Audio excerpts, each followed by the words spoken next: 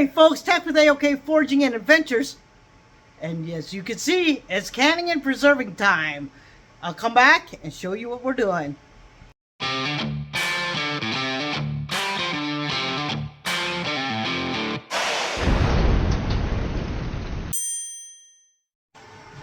Alright, folks, so as you can hear, I got things going on behind me. I have, well, let me show you. Alright, folks, this is green onion tops. This is my third batch.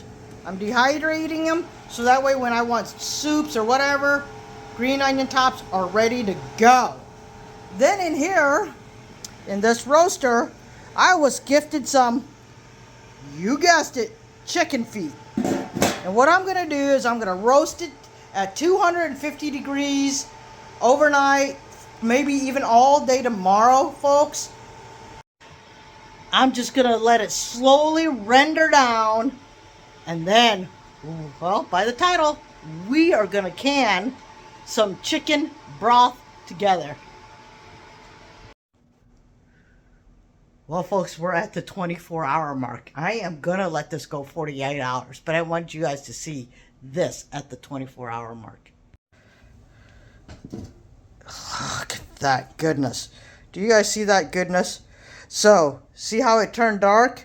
So I have saved all my onion peels so that it would color my broth. Look at that. And I did put that celery there. I did put 4 stalks of celery and a bunch of onion peels that I have been saving. Oh, it's just looking beautiful. But like I said, tomorrow everything will render down even more.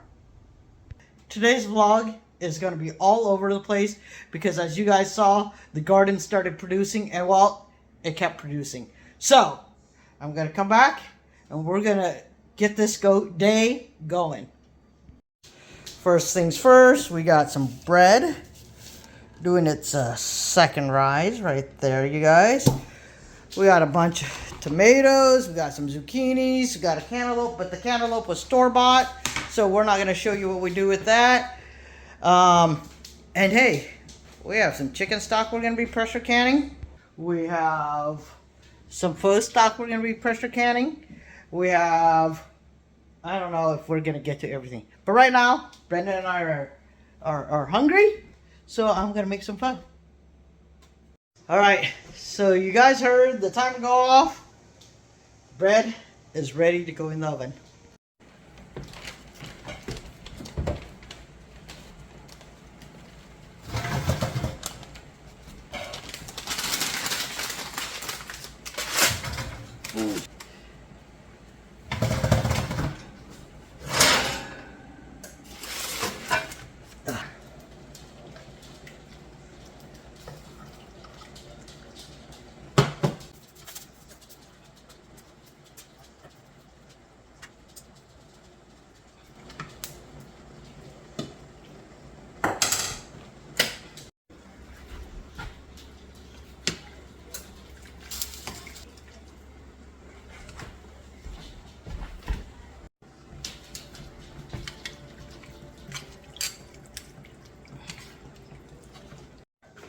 Oh guys, look at the bread. You guys saw me flop it, but hey, it's still very beautiful. Let's go outside for a minute because we got another project going on. So a while back, a few years ago, we had this the vinyl privacy fence built because behind our house is a soccer field. And well, kids would climb over and think just stupid stuff. So, well, they were supposed to have stump grinded these brush. Well, the brush is now really overgrown. And so my brother-in-law, Brian, helped us. He took down 2 panels. Brenda's going to come out with a Sawzall. And we're going to Sawzall it. And then we're going to put this stump rot on it so that way it won't grow back, hopefully. I don't know, but anyways, that's what Brenda's gonna be doing because man, I'm gonna show you guys something. See how you look down my fence, that's all bowed out. All these panels are bowed out because of this brush. and that's why Brian was helping us get some of that cleared out. He got a lot of the tops and everything done. But yeah, so he's gonna do 2 panels at a time. He's at work, so in between work he's gonna, so once we get this cut and done, then he'll put these panels back, and then Brenda will, then he'll get the other panels out. Yeah, anyways, that's what's going on. Look at that beautiful garden. Look at it. Well, folks, Brenda bought me this tomato knife, and the lady said it was sharp enough to do bread and not crush the bread. Let's check it out.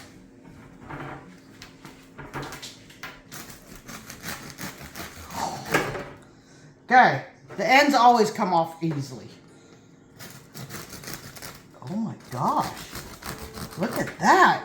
It sliced it so thin. We have not ever had a bread knife that was able to do that. That is amazing. Now I wonder how, well, if we ever buy the bread knife itself. Oh, but look at that, nice and thin. Folks, we're gonna have a little bit of bread before we get going on everything else. Look at that, paper thin. Strawberry rhubarb jam and cream cheese. Now listen to the crunch of this bread.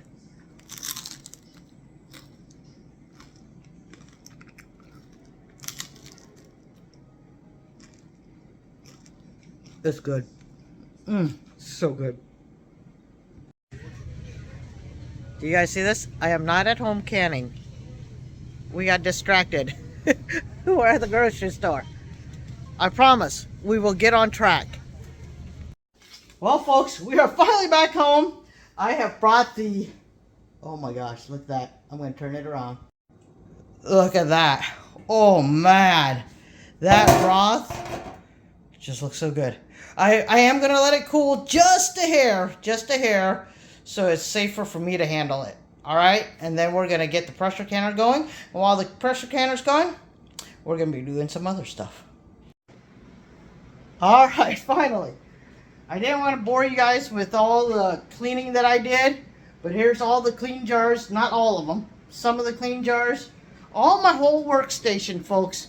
Make sure you clean, sterilize everything. All your tools, more jars.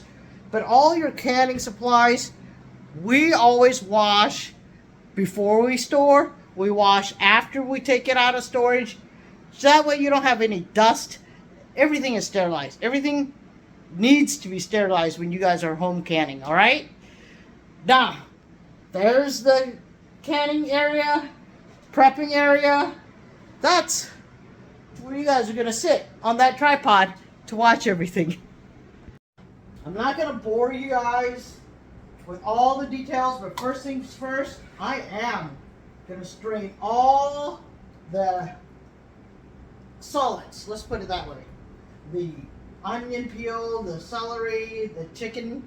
I'm going to strain it all before I start filling jars. Now, I am going to do some quarts.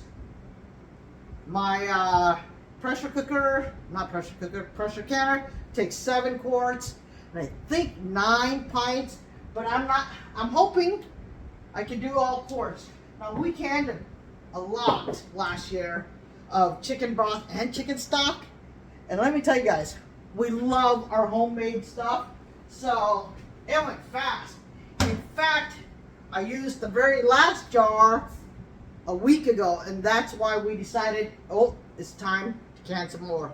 But this is a very busy season because we got veggies coming out of the garden that I'm going to show you. Now, we already did some water bathing. We did some pickles. We did some we did some bread and butter pickles. We did some, spicy dill pickles.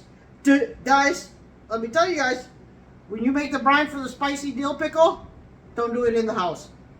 We basically made mustard gas or something, I don't know. But we were all coughing. It was hilarious. We did tons of jams and jelly. The jams and jelly is actually in the next video that you guys will be seeing, the last video you guys saw. So if you guys want to see that again, I'll put it right there for you guys to see. Folks, let's get this going.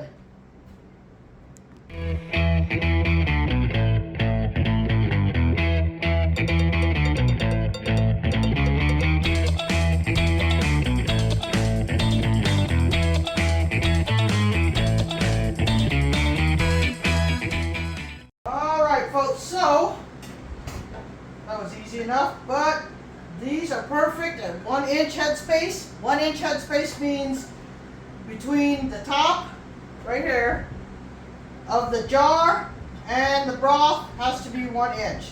So these needs a little bit.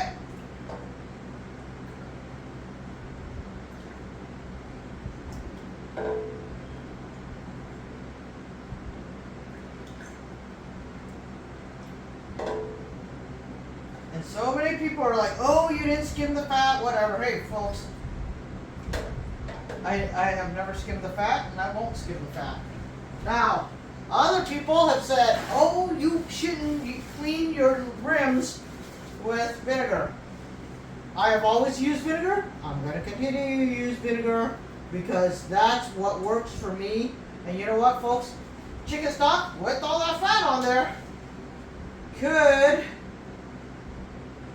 prevent a seal. So, you know what? If you guys have been doing it one way for years and it's worked for you, do it your way. This has worked for me, so I am going to do it my way. Alright? Now, I've already started my water going a little bit because my stock is warm. It's not hot, it is warm. I did let it cool off so that I could handle it, you know, because, well, I don't like getting burnt. I don't like getting burnt at all, so. Anyways, so these two are wide mouth jars. So I will put these on there. Oops. Finger tight, folks. Finger tight. Don't wrench it down. You could cause some siphoning, false seals, things like that when you wrench it down. So, anyways, they're warm. They're not hot right now, so I think I don't need the jar lifter. I will just put them in the counter. I want to use this one. And it looks like I'm going to have a lot more. I may not have another 7 quarts, but I do have some clove broth from lunch that I want to can up because that was amazing clove broth. So that's what we're going to do. And here we go, folks. We're going to load up the canner with our first load.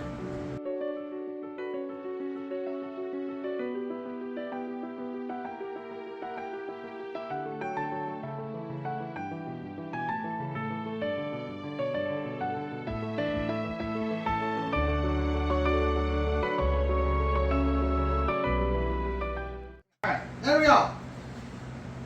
Once I hear steam constantly for 10 minutes, I will put my jiggler on. Then I will bring this up to 11 pounds and keep it at 11 pounds for 25 minutes because I'm using pints. Quarts. If I was using pints, it's only 20 minutes. Quarts, 25 minutes, guys. Alright, we'll see you guys in a bit. Alright guys, the timer went off. It's vented for 10 minutes. I am going to put my weight on now. And we're just going to wait until it comes up to temp. And then we'll set our timer. Alright guys, so now we have 2 more loads to go into the water, the pressure canner.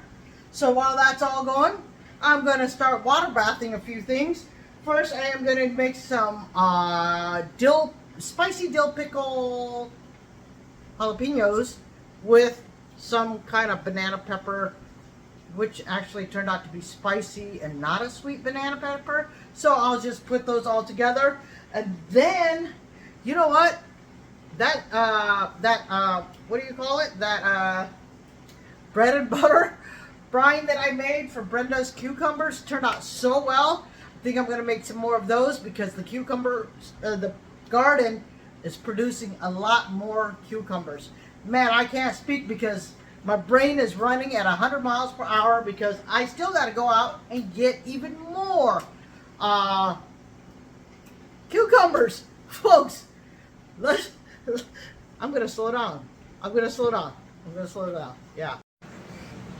So I decided that with this bread and butter, since it's only one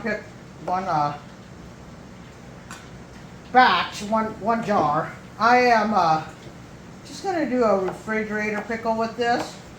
So a refrigerator pickle is when you just make your brine, pour over it, and put it in the refrigerator. Eat it at your leisure after, I would say, at least 24 hours, okay? So, I wanted to tell you guys, though, when you are making pickles, you see the blossom end right here? Yeah, the blossom end, oh, let's see. There we go. The blossom end right there, you should cut off so it won't release more enzymes to tell it to keep growing, and it gets bitter that way. So if you don't want it to be bitter, cut off that blossom end. You don't have to cut on off the stem end. I usually do just because, I don't know. I honestly don't know why I do, but I do. But anyways, that's one tip I did have for you guys. But anyways, let's get these chopped up into the jar. I do like to put onions with mine. So you put pickles or cucumbers.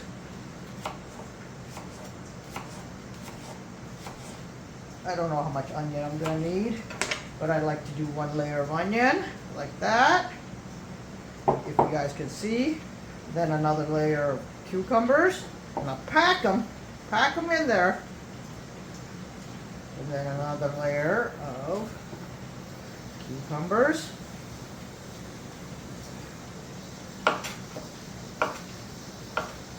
And on these, you just don't want it touching the rim, you know. Sorry guys, gotta check the pressure canner. It is at my 25-minute mark. So there we go. On that one, the timer's set. Anyways, so that, then another layer of onions. Look at that, one jar ready to go. I already made my brine, and look at that, boom. I'm gonna try and pack these in there a little more.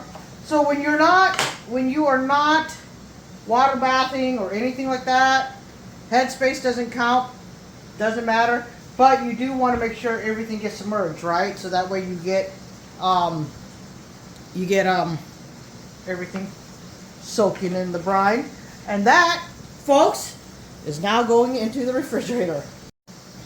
Alright folks, now we have a clean surface, and well, washed a bunch of jalapenos, and these peppers I thought were sweet banana peppers. They are not. They're kind of hot. Then I have some Thai peppers also, and they were supposed to be very hot. Well, they're medium-ish hot. But I have a ton of jalapenos, but for now I only have 5 jars up here. I don't know how much my brine will make, so we're just going to start with 5, alright? Oh, that is not a jalapeno, guys. You guys see that? That's a zucchini. Okay, here's jalapenos.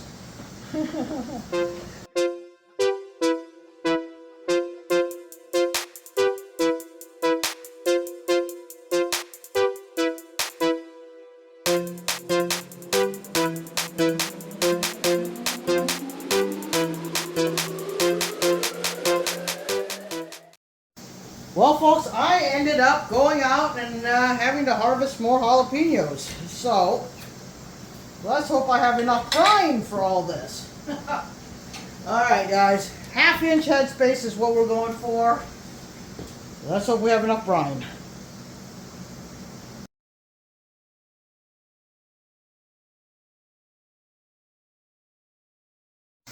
Alright, guys. Timer went off. So, let's shut it off.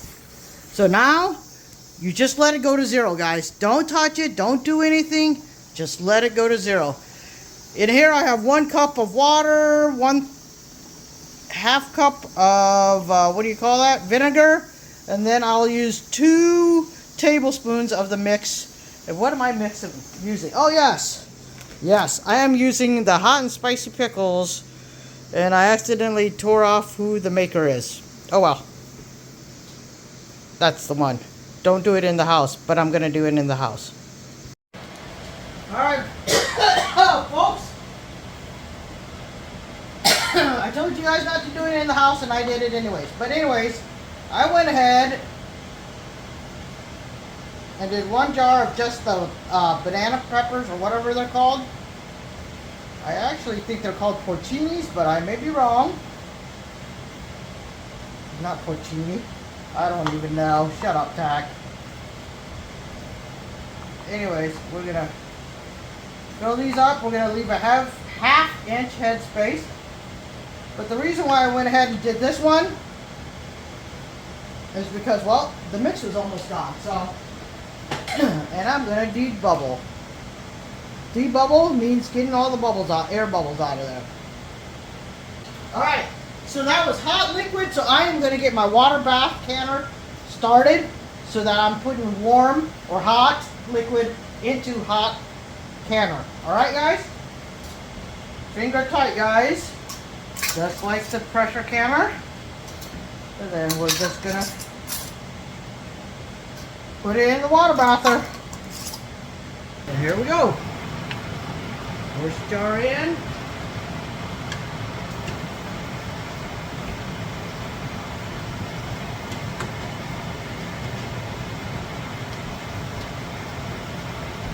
And we have to make sure there's 1 inch or maybe 2 above that. So I'm going to add hot water to that. Alright, folks, so I filled it so that it is well over 1 inch to almost 2 inches of water above that. And now, once it becomes to a rolling boil, I will start the timer at 10 minutes. Well, folks, it is still cooling. I'm going to let it cool. Don't rush the process, guys. I think I've told you guys this before. Canning is an art. Take your time with the art. Don't rush it. Guys, let me tell you, as a first-year gardener, I cannot be more happy than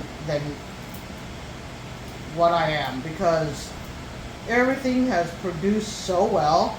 These herbs are gonna last me, and I'm hoping that little herb garden in the front that you guys saw in the last video, all these herbs hopefully will last me the year. I don't use a lot of sage. That's why we got a smaller plant, or we planted less of the sage. You know, I don't believe in over planting what I don't use. So I'm very, very happy with the sage amount that we've gotten so far, and I'm sure we're going to get more. And then, of course, before the winter hits, I will harvest them. I don't think sage is a perennial, is it? Let me know in the comments below if sage is a perennial. Alright, and look at this rosemary. Oh my gosh, I love rosemary. And, well, we've already gotten a bunch used up, so I'm happy with what I have so far. I'll put it over here. Oh my gosh, the smell is just phenomenal in here right now. And I'm going to have these oils. Yes, I am. I'm going to have these rosemary oils all over my hand. So,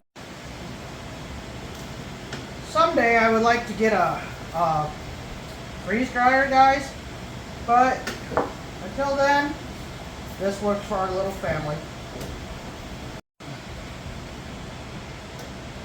So guys, I forgot to tell you guys, if you guys see anything that I'm using that you guys would like to know how I got it, or where I got it, or if I even got it from Amazon, I will leave links down in the description box below to some of this stuff. I know a few people said, hey, you should, you know, if you're using Amazon, get the Show Shits program and see if you can't get anything. So if you guys like, even like these canning supplies and stuff like that, or these cool silicone mats. I love these silicone mats because I can do dehydrated meals in them, and they are just perfect because things don't fall through and stuff like that. So I'll put links to a lot of stuff in the description box below, from my garden stuff to my adventure gear stuff to stuff like this, the food and canning and all that stuff. So if you guys want to support the channel, that is a way to support the channel. If you guys don't mind clicking on those links and getting supplies through my description box.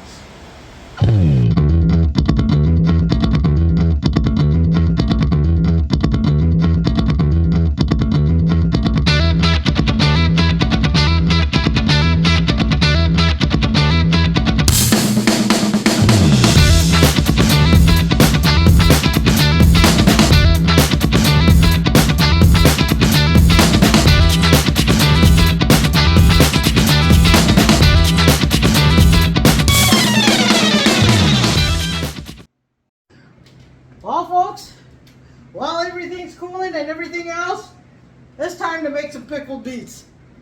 Right there. Woo, tons of beets. Now, not all these are mine. Some of them are from the garden, but some of them are from the farmer's market, because I pulled all the ones that we got from our garden, and they were kind of small and not enough to make a big batch, and I wanted to make a big batch. If I'm going to make pickled beets, I'm going to do them all at once, and so that's what we're doing here while everything else is processing. Alright, but I am not going to show you guys all this about the pickled beets because I already did a video on pickled beets. I'll put that video right there. So if you guys want to check out how to make pickled beets, that's it right there. And then I have some fresh green beans right here that I'm going to saute up with some, well, I might show you that, but I'm going to just do some garlic, onion, green beans, and bacon grease. That's about it. So, anyways, folks, let's continue to preserve and harvest. Alright guys, batch number 2 is about done, and the beets are all sliced, getting ready, waiting for their brine, and then they will go into the water bath canner, the bigger one.